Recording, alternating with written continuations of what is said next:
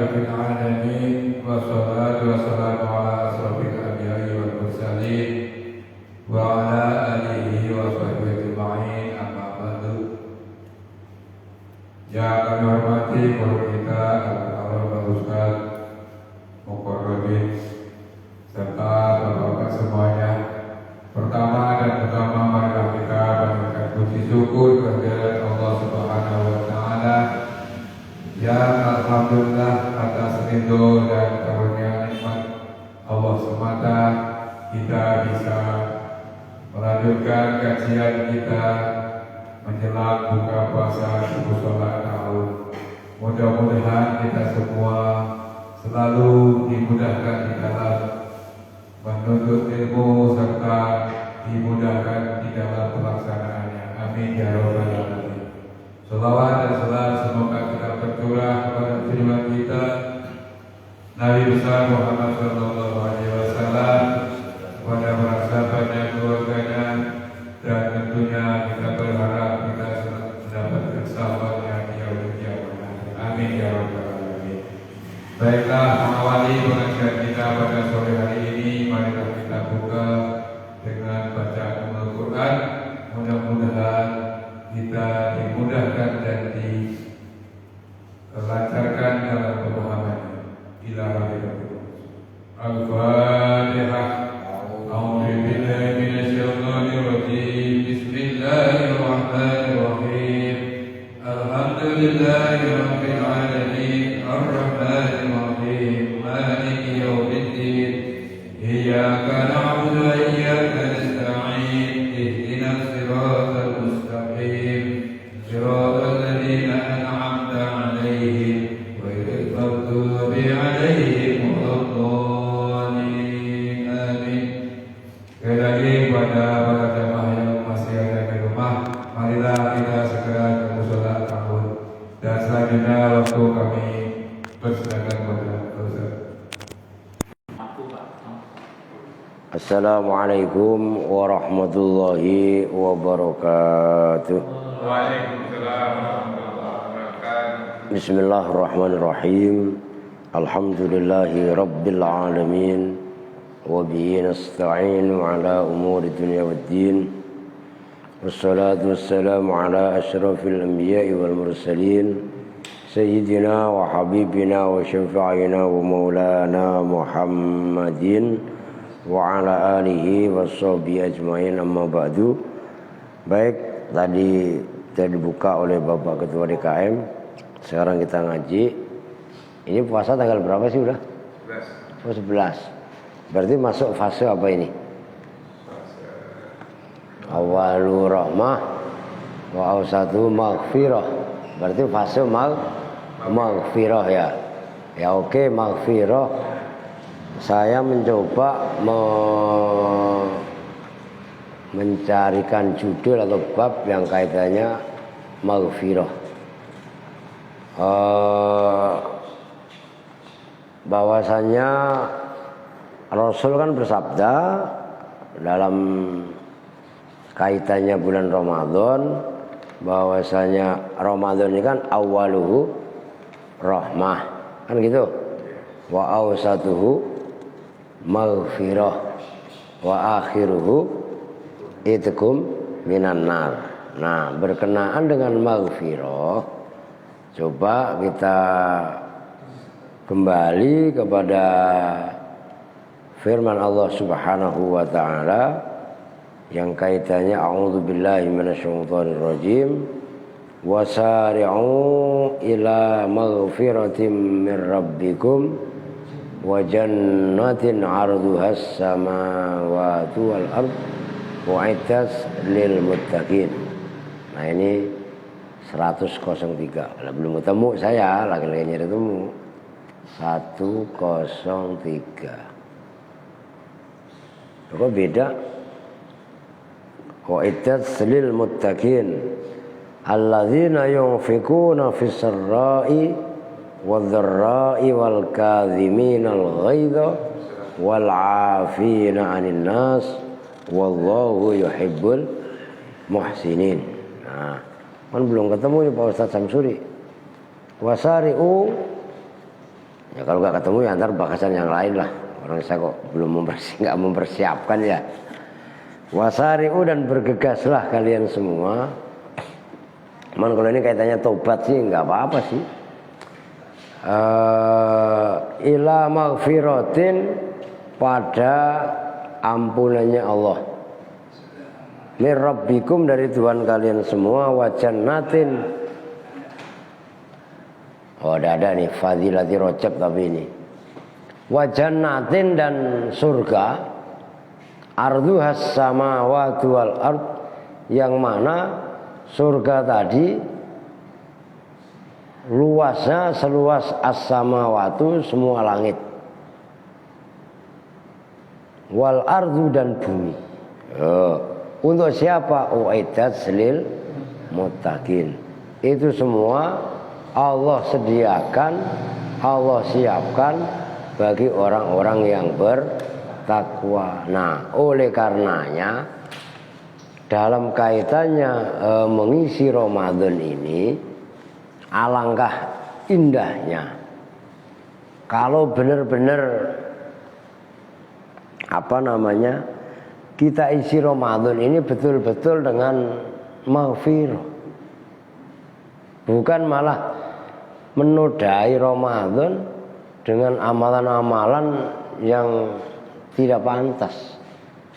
Baik tidak pantas itu secara agama ataupun yang lainnya. Kan begitu.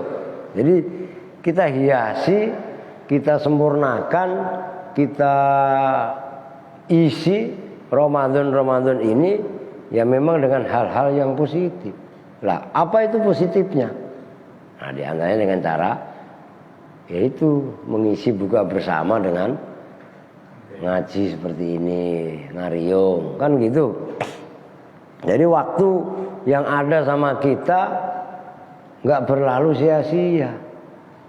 Karena kan kemarin sudah disampaikan pada kesempatan-kesempatan yang lain. La tazalu qadama 'abdin yaumal qiyamati hatta yus'ala an arba'in. Kedua telapak kaki setiap manusia itu nanti pada hari kiamat nggak akan gerak, nggak akan jalan, maksudnya apakah ke surga apakah ke neraka, sampai ia diinterogasi tentang 4 hal. An umrihi fima afnah wa an sababihi fima ablah. Ini dua poin ini hampir sama. Pertama, masa muda dihancurkan kemana, umurnya dihabiskan kemana. Udah, umur muda sama umur kan kurang lebihnya sama. Nah yang kedua, wa an ilmihi madza amila bihi. Ilmunya bagaimana? Gitu loh. Apa yang diamalkan dengan ilmunya? Kan rata-rata udah pernah ngerti. Ilmu bab apapun, apalagi sekarang zaman medsos, dia nggak bisa belajar sama Asy-Syaikh Google. Loh iya enggak? Jadi orang nggak sekolah sekalipun bisa mengalahkan guru, bisa mengalahkan dosen, bisa mengalahkan kiai. Loh kemarin yang mengalahkan dosen di Monas itu kan siapa yang mengalahkan? Itu mah mengalahkan fisik ya, fighting kan gitu. Sama kiai, ustadz kalah. Orang Google dipelajari di apa lu ngelotok dia. Lah iya ada semua. Nah, coba. Masalahnya ilmu yang dikuasai oleh seseorang nanti pada hari kiamat pun dimintai pertanggungjawaban kaitannya madza amilabih.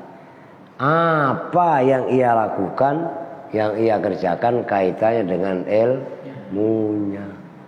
Apakah untuk kemaslahatan umat, apakah untuk bodoh-bodohin umat, apakah untuk yang lainnya. Gampangnya gitu dah. Nah yang terakhir, wa an malihi, dari bandanya. Nah khusus untuk banda ini nanti saya bahas menjelang taruhlah pertengahan lah.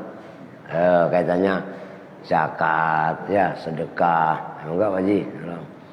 Nah, Kalau harta memang dua. Allah memberi interogasi.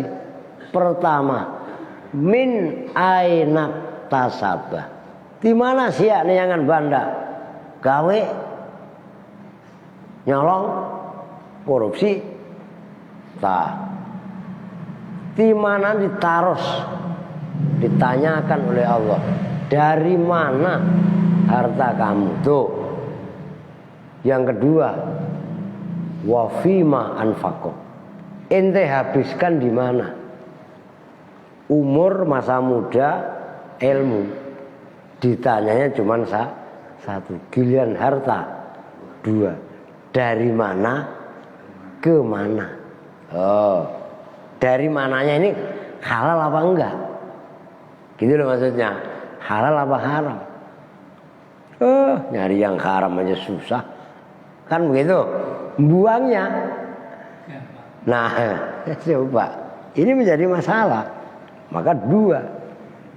Nah itu kaitannya maghfirah. Maka kenapa kita diperintahkan oleh Allah di pertengahan Ramadan ini sampai Rasul memberi klasifikasi kok maghfirah. Kalau kita kembali ke maghfirah, kita pasti menyadari sesempurna apapun, sehati-hati apapun, sepinter apapun, sekaya apapun, ya manusia tercipta awalnya dari Nabi Adam. Ya Nabi Adam juga mempunyai salah. Itu orang di hati-hati model bagaimanapun tetap aja ada sifat salah, ada sifat lupa. Tuh begono. Maka jangan pada ngaku bener, jangan ngaku pinter. Udah paling bener itu yang ngaku bodoh. Nah kenapa? Lah itu bapak moyang kita udah dicontohkan. Walladzina idza fa'alu fakhisatan, dan mereka apabila melakukan perbuatan fakhisah. Fakhisah itu perbuatan keji. Contohnya zina dan yang sejenis. Au dzalamu anfusahum, atau mereka menzolimi diri sendiri. Enggak muter-muter, geng. Saya enggak pakai wifi Pak Sopan dah. Audzalamu anfusahum, atau mereka menzolimi dirinya sendiri. Mereka menzolimi diri sendiri. Maksudnya menzolimi diri sendiri bagaimana? Ya orang kalau menganiaya orang lain itu kan sering. Tapi orang kadang-kadang sering nggak sadar bahwasanya waktu yang Allah berikan sama kita harusnya dipergunakan untuk ibadah, kemudian dipergunakan untuk yang lain. Itu kan sama dengan menzalimi diri sendiri. Zalim itu kan kadang-kadang diidentikan dengan menganiaya orang lain. Tapi ada juga perbuatan zalim itu yang sejatinya adalah menzalimi diri sendiri. Itu sejatinya zalim sebenarnya. Makanya zalim itu zulman, gelap. Bi an adnabu ayya dzambin kana. Kalau dalam syarahnya disebutkan perbuatan zalim yang dimaksud adalah seseorang tadi berbuat dosa, apapun dosa tadi yang ada. Wakila al-fakhisah al-kabirah. Ada yang memberi penafsiran, ulama memberi penafsiran perbuatan yang dilakukan boleh jadi perbuatan fakhisah, keji yang besar. Fadzulmun nafsi as-saghirah, termasuk mendolimi diri sendiri, baik dolim diri sendiri tadi perbuatan kecil, dosa kecil, tapi termasuk kaitannya mendolimi diri sendiri. Wa la'allal fakhisah ma yata'adda wa dzulmun nafsi ma laisa kadzalik. Nah, ada penafsiran lain mungkin atau boleh jadi dosa yang keji fakhisah itu adalah ma yata'adda, dosa yang ngembet, yang apa namanya? Ya berkelanjutan, atau ya pokoknya dari si A bisa nular ke si B dan seterusnya. Sementara mendolimi diri sendiri itu kan nggak bisa berkelanjutan, ngempet ke yang lain, itu maksudnya. Nah, kurang lebihnya begitulah. Nah, orang-orang yang berbuat keji tadi, karena yang tadi wasari'u ila magfiratin min rabbikum wa jannatin arduhas samawati wal ardu uiddat lil muttaqin alladzina yunfikuna fis sarra'i wad dharra wal kadhiminal ghaidha wal afina 'anil nas wallahu yuhibbul muhsinina walladzina idza fa'alu fahisatan. Ini terusannya ayat tadi. Audzalamu anfusahum fastaghfaru lidzunubihim, maka mereka istighfar, mohon ampun lidzunubihim, terhadap dosa-dosa mereka. Cara dia beristighfar bin nadmi wa taubati, dengan nyesel dan taubat. Nyesel beneran, beda sama Bang Mul. Baru nyampe bisa langsung udah habisin kalian ya Pak. Nyesel dia, kenapa nggak dari dulu gua ya? Tuh begitu nyeselnya dia mah. Masya Allah. Wa taubati dan taubat. Jadi orang itu kalau masih ibaratnya ingat sama yang kuasa, walaupun bahasa kasarnya dia belum bisa melakukan, kita aja lah, kita belum bisa melakukan yang terbaik, tapi kita ini masih sadar kalau kita ini belum sempurna, masih banyak kesalahan. Maka segeblek-gebleknya orang yang seperti itu tadi, itu pasti akan berusaha untuk memperbaiki diri. Loh, yang repot itu orang sombong itu, udah ribet dah. Sombong dengan amal perbuatannya, sombong dengan kelakuannya. Ini siapa di antaranya orang sini orang yang paling taat kepada Allah kecuali saya? Umpamanya begitu. Udah, orang yang seperti itu mau susah lah. Mau dinasehatin, dikasih tahu dia bagaimana. Loh, karena itu berangkatnya dari ujub. Ujub itu perbuatan hati dah. Ujub itu embrio daripada sifat sombong, takabur. Jadi takabur itu dampak daripada ujub. Wah udah wah dah. Hilangnya mungkin barang sama matinya kalau nggak buru-buru taubat. Nah, ya serius. Wah itu orang kalau udah ada berperilaku seperti itu, masya Allah, udah hati-hati ya dah. Itu maksudnya. Wa may yaghfiru dzunuba illallah, dan siapakah yang mengampuni dosa kecuali Allah. Istifham bimakna nafyi, itu pertanyaan siapakah, tapi maknanya nafi. Maknanya nafi maksudnya mentiadakan. Dalam arti gini, wa may yaghfiru dzunuba illallah, dan tidak ada orang yang mampu menghapus dosa kecuali Allah. Ya hanya Allah. Kita itu maafin orang kadang-kadang mulut kita ngomong iya, hati kita belum. Loh iya apa enggak? Wah tapi itu udah bikin pernyataan, iya pernyataan, resminya pernyataan, tapi di balik meja nyambung enggak? Ada perjanjian yang tidak nampak. Pengalaman ini mah. Udah enggak apa-apa, udah tulis. Terus bagaimana? Udah. Loh iya kan? Hati-hati loh. Gak ada. Ada. Nah, iya. Oh, udah pokoknya aku udah sian kalau bicara masalah ke sana mah. Udah. Apalagi mau 2024 nih. Orang kemarin aja kok udah rame demo ya. Itu padahal masih jauh sama 2024. Suhunya udah mulai panas. Maka mohon maaf, mau kita bela model bagaimana yang namanya pemimpin, itu masih urusan dunia. Udah gitu aja. Jangan sampai urusan dunia kita merusak urusan akhirat kita yang sebenarnya. Bukan berarti kita meremehkan masalah kita itu, enggak. tadi sangkanya kita nggak mendukung lagi, iya kan?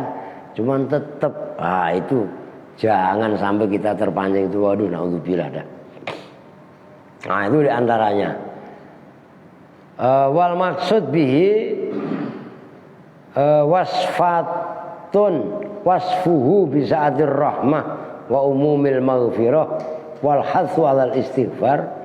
Dalam arti gini, kenapa Allah Subhanahu wa taala kok sampai berfirman wa may yaghfiru dzunuba illallah. Di samping maknanya tujuannya adalah untuk menafikan, dalam arti tidak ada yang mengampuni dosa kecuali Allah. Makna umumnya diantaranya adalah bahwasanya Allah ini sangat luas rahmatnya, welas asihnya, kasih sayangnya. Serius, kalau kita larikan ke sana, coba Allah yang memberi nyawa orang soleh, para nabi, loh ya gak? Para rasul, para wali, para aulia, para utusan. Allah beri kesempatan yang luar biasa. Tapi pada saat yang sama Allah juga memberi nyawa, memberi makan, memberi rizki kepada pemabuk, pelacur, penjudi dengan rizki yang sama. Loh iya apa enggak? Lah, kalau enggak, Allah enggak maha luas rahmatnya, luas welas asihnya. Allah masih memberikan nyawa pada tikus got yang kesiram minyak tanah, bahkan sama orang kadang-kadang disiram minyak goreng. Yang bulukan itu sama Allah masih dikasih hidup, masih dikasih makan, coba. Nah, kadang-kadang kita sendiri sebagai manusia sering melampaui sifat-sifat ketuhanan, melihat tikus seperti itu langsung ketik aja udah. Loh iya apa enggak? Lah, kalau sifat rahmatnya Allah itu enggak luar biasa, Masya Allah. Kita kadang-kadang seagama, senegara. Loh iya kan? Hanya beda partai kadang-kadang ribut. Senegara, hanya beda agama, beda. Wah, hanya gara-gara kemarin yang ditelanjangi di Senayan itu, memang apa kasusnya? Loh iya apa kan? Astagfirullahaladzim. Lu serius lu? Bener, kalau kita larikan ke sana ngeri kita sebenarnya. Bukan ngeri apa-apa. Sebenarnya kita selama ini beragama itu hanya terjebak dengan simbol-simbol agama. Loh itu kita, dalam arti mohon maaf lah, yang minimal seminggu sekali kok sering pada ngaji. Loh bagaimana dengan orang-orang yang tidak pernah mendapat siraman rohani sama sekali? Rohaninya kering kerontang. Yang terjadi adalah haus. Haus segala-galanya, haus darah, haus kekuasaan, haus ribut. Coba kalau nggak percaya, hampir tiap malam bapak-bapak ini nongkrong pinggir tol sinilah, atau mungkin yang arah Bulak, bundaran yang arah Bulak sana atau ke sana dikit. Itu nanti binatang-binatang buas wujudnya manusia itu banyak sekali. Trek-trekan motor ya kan. Begitu kesenggol sedikit, wah, Masya Allah. Loh itu apa tidak namanya binatang buas? Cuman wujudnya manusia. Loh. Jadi manusia itu pun cenderung mempunyai sifat binatang buas yang untuk menerkam, memangsa. Oh, wah luar biasa sebenarnya. Nah itulah pentingnya istighfar, pentingnya maghfirah, pentingnya kita mengaku bahwasanya kita ini banyak dosa, banyak salah. Lalu dengan cara itu kita akan ngerem untuk memaki orang lain. Kalau kita ngerem untuk memaki orang lain, otomatis kan kita mengamalkan satu sabda Nabi, al muslimu man salimal muslimuna min lisanihi wa yadihi, min yadihi wa lisanihi. Muslim sejati adalah muslim yang bisa menyelamatkan muslim lain dari kejahatan tangan dan lisannya. Tuh, kita ngurangin itulah. Oke, minyak goreng nggak usah pada teriak-teriak kebangetan lah. Orang minyak goreng itu bukan intan, bukan permata kok. Ya enggak? Emang kita, ya maaf ya, saya bukan dibayar sama pemerintah untuk ngomong ini, enggak. Kadang-kadang taluk kita berlebihan. Gitu. Loh iya kan? Walaupun memang ada yang main di balik itu semua, iya. Tapi jangan pula kita, lembut sekali-sekali main rebusan itu seger. Loh iya kan? Loh serius loh. Jadi taluknya kita bukan taluk sama materi. Sebab kalau kita mau berpikir jujur sebenarnya, masalah hanya dibikin itu kemudian seolah-olah kiamat Indonesia tanpa minyak goreng. Loh iya enggak? Kan berlebihan cara menyikapinya itu loh. Ya. Nah itu ya memang di balik itu ya tadi yang dikatakan Abah benar. Cuman masya Allah serius. Aduh. Nah kemudian walam yusirru ala ma fa'alu, kaitannya ciri orang muttaqin yang mau beristighfar kepada Allah, dia tidak terus menerus itu israr namanya ala ma fa'alu, atas perbuatan dosa yang ia kerjakan. Wahum ya'lamun, sementara ia mengetahui kalau perbuatan itu dosa. Artinya tobat di sini kan. Dia kalau udah tahu perbuatan yang ia lakukan adalah perbuatan yang melanggar perintah yang Maha Kuasa, dia berhenti. Itu maksudnya walam yusirru ala ma fa'alu. Dia berhenti, dia tidak melakukan terus-menerus atas perbuatan yang ia tahu, yang ia perbuat. Sementara wahum ya'lamun, ia memang mengetahui, berhenti. Ini maaf nih, kalau kita menilai kesalahan orang lain mungkin kita tahu, tapi kita kadang maaf kata menilai kesalahan diri sendiri. Kalau kita nggak berlapang dada, nggak gentle, nggak jujur pada diri sendiri, sering nggak mau mengakui kesalahan diri, cenderung itu ditutup. Saya bukan salah, dia yang salah, udah pasti begitu. Benar. Maka ciri orang yang muttaqin menurut versi ayat yang berikutnya, dia tidak mengulangi perbuatan yang telah ia perbuat, perbuatan salah maksudnya, sementara ia sudah mengetahui bahwasanya perbuatan yang ia lakukan salah. Cuman jangan salah tafsir juga.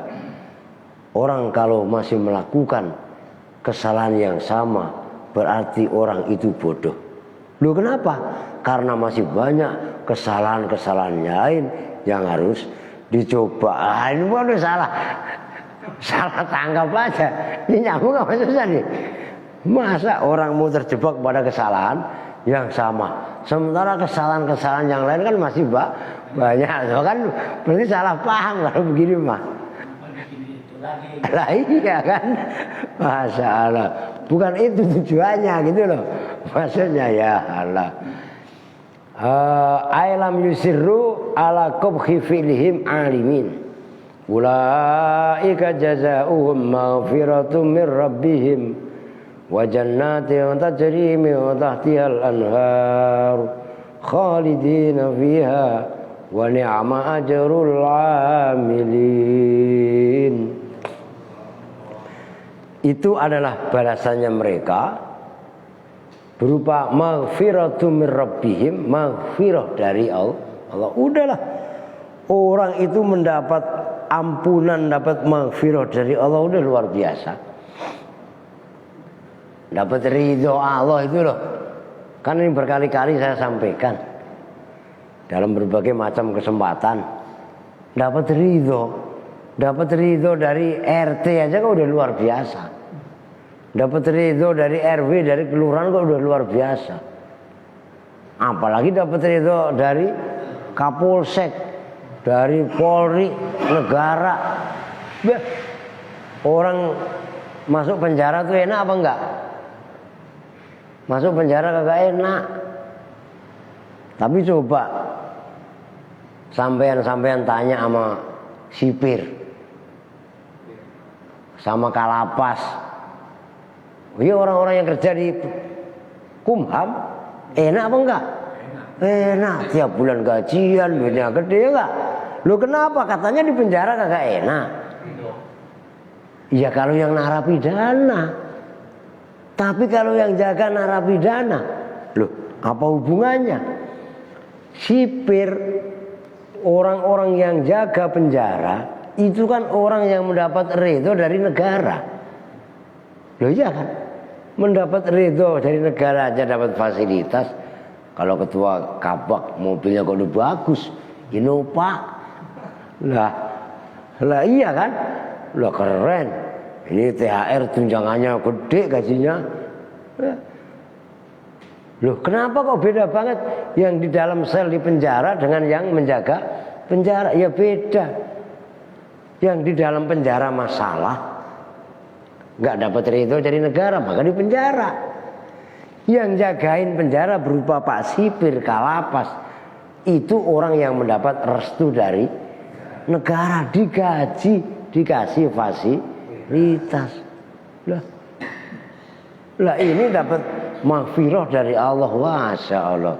Udah dah, ACC semua udah pokoknya. Lu sebenarnya kan begitu.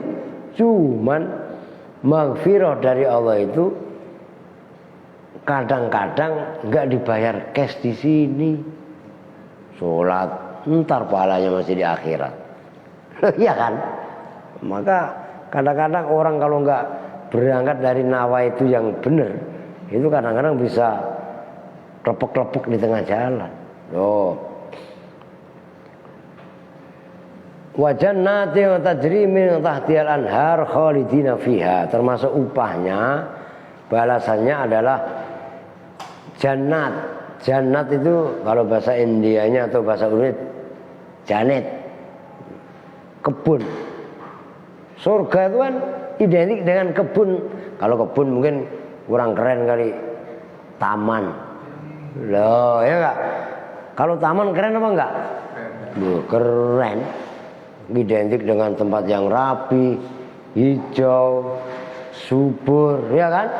Nah, udah gitu tajri min tahtihal anhar, mengalir di bawah-bawah taman-taman tadi sungai-sungai.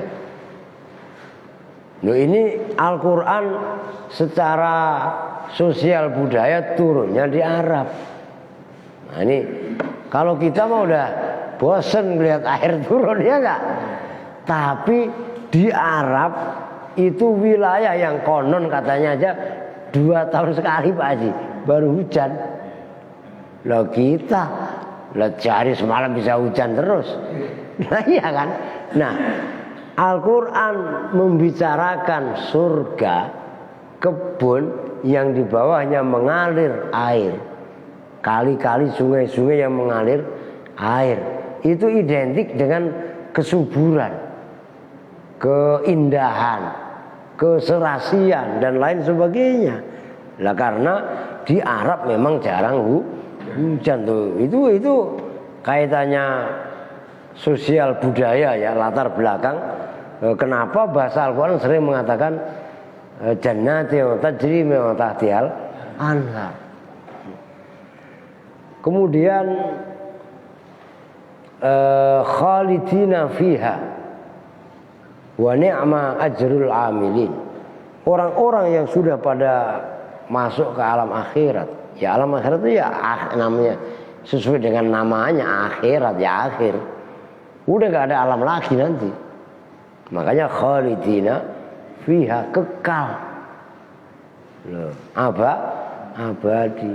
Wa ni'ma ajrul amilin, dan itulah sebaik-baik itu namanya nikmah. Nikmah itu dalam ilmu nahwu itu al-mahsus bil madhi, yang dikhususkan dengan dipuji. Ya sebaik-baik upah bagi orang yang amil, yang bekerja itu ya surga itu. Kan gitu. Maksudnya wa ni'ma ajrul amilin. Jadi apa namanya, ya surga, ya ampunan, ya kebaikan, itu semuanya itu adalah sebaik-baik upah yang Allah berikan kepada hambanya. Nah, itu kalau kaitannya dibahas nikmah dan bi'sa, wah itu kaitannya menyangkut sedikit bab ilmu nahwu. Nah, dalam sarahnya disebutkan li'anal mutadarak litaksirihi kal amil litaksili ba'di ma fawwata ala ma fata ala nafsi. Karena orang yang bisa menambal kekurangan, menambal kesalahan, itu adalah seperti orang yang melakukan untuk menghasilkan sebagian apa yang tertinggal oleh dirinya. Maunya gini, orang mempunyai target sebulan harus kerja, tapi kan tiba-tiba ada udzur, halangan, entah sakit, entah keluarganya sakit, kan berarti nggak masuk kerja. Ada yang ketinggalan apa enggak? Ada yang ketinggalan apa enggak? Ya ada. Lah tiba-tiba ada kesempatan malam harinya dia bisa narik gojek umpamanya, atau malamnya ada lemburan yang lain. Lemburan yang lain ini kan berarti bisa menutup kekurangan yang tadi enggak masuk kerja. Loh, itu maksudnya wa ni'ma ajrul amilin, orang-orang yang apa namanya bertaubat, menyeru maghfirah Allah, ampunan Allah, kaitannya ia bertobat kepada Allah ya sama dengan orang yang mencari atau menyempurnakan terhadap sesuatu yang ia terlewatkan. Itu maksudnya wa ni'ma ajrul amilin. Oh. Jadi dikit lagi nih sebelum di ini, barangkali ada yang mau bertanya sebelum ditutup. Loh kan selama ini gak ada pertanyaan. Ini jam berapa nih? Berapa menit lagi? Masih 4 menit. Masih 4 menit. Siapa yang barangkali ada ini mau bertanya atau menambahkan? Kalau memang gak ada saya lanjutkan. Lah tenang aja. Lah banyak kitab mah. Lah iya kan lah segini. Saya ambil yang simpel, maksudnya simpel kaitannya mengisi 4 menit.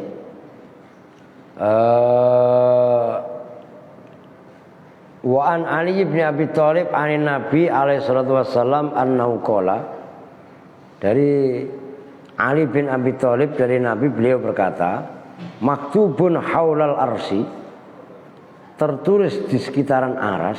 Kemarin saya sampaikan, aras adalah makhluk Allah yang paling besar. Kan kemarin gitu. Tertulisnya begini, qabla khalqi Adam alaihissalam.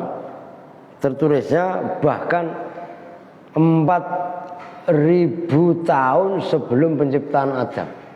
Jadi Adam belum diciptakan, tulisan ini udah ada 4.000 tahun.